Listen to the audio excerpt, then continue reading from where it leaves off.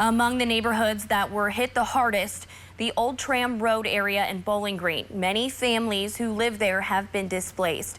WBKO News' Laura Rogers talked to people who live there about the destruction.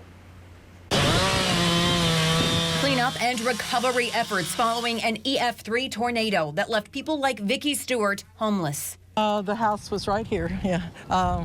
All this was the house. Yeah.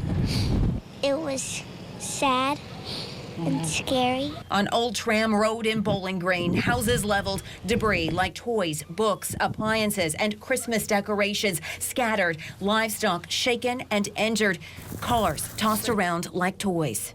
There's 4 or 5 houses here. It's gone, and that whole section of neighborhood, there's nothing left. And so I was laying down, and I didn't know where the water was coming from. I looked up, the roof was gone.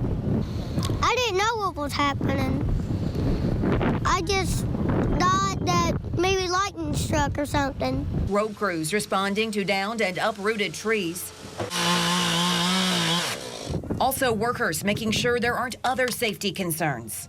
Well, obviously, just walking through this area, making sure that all the utilities aren't a hazard to the folks, making sure that the gas is off, which we believe it is in most of this area, so that should be good. But we're also wanting to make sure that there's not going to be any further issues moving forward. Let's get this out of the way. Frank and his family looking for a relative's diabetes medication. It's so nice to have some of the family come help find this stuff. Residents like Stewart thankful she wasn't home when the tornado hit. Oh, it would have been devastating. I don't think we could have survived it. For WBKO News, I'm Laura Rogers. There were injuries reported in the Old Tram Road area. One resident telling us her neighbor has a broken leg, but we are not aware of any fatalities.